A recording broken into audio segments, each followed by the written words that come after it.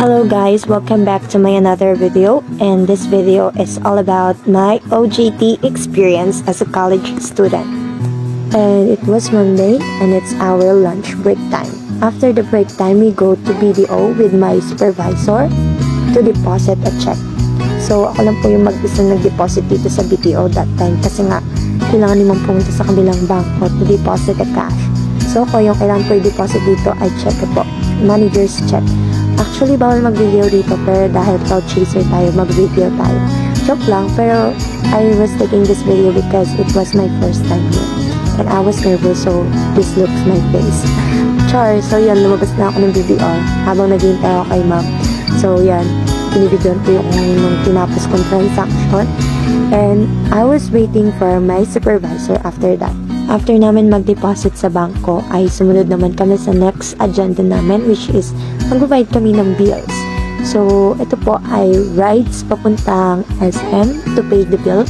And honestly, ay nakakasaya din na mag-rides dito sa likod ng e-bike ni ma'am. And although it's very new to me kasi nga, nasanay akong sa motor ako nag-back ride. Pero good thing na rin na dito ako sa e-bike ni ma'am, mas safe din siya. Then, ayan, pumunta na ako sa next kong agenda, which is, ayan, mag-buy tayo ng bill. Then, after that, ay pumila na po ako, dumiretso na po ako dun sa pila. Actually, hindi naman ganun kahaba yung pila, pero pumila pa rin ako. And ayan po yung bill na babayaran natin. Then, after that, ay lumabas na rin ako. Saglit lang naman yung pangyayaring transaction. And so, lumabas na po ako dyan. Then, go to the next agenda as well. So, the next agenda is LBC. And honestly, it was my first time doing this in my entire life. Dahil hindi ako sanay gawin yung mga bagay na to dati dahil ang unfamiliar ng mga paligid. But right now, I am grateful dahil this is an opportunity to learn new things. And thankful din ako sa mga supervisor ko dahil isa rin ako sa mga pinagkakatiwalaan nila sa mga bagay na to. Then after all the transactions, uwian na. So ito po yung mga kasama ko sa OJT and uwian na talaga.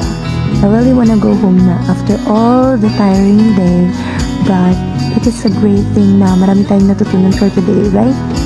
So yan, time out po kami, then nasa ka-video, and I feel like I was happy here, pero hindi talaga. Joke!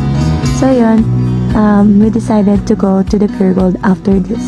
So we take a video at least for a memory, of course. Ano pa nga ba gagawin namin kundi mag-video ng mag-video?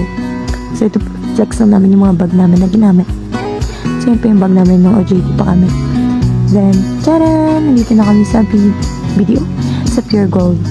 Then, ayun, nakapag-tricycle na ako. Sorry for the fast forward kasi na pagod na ako mag-take ng video a lot. So, this is me while on the tricycle. Yung pag-uwi ko, nanood muna ako ng 17. Ito yung mga panahon na unti-unti ko pa lang nakikilala yung 17. So, actually, no OJT days ko na talaga nakilala yung 17 and minahal ko na talaga sila.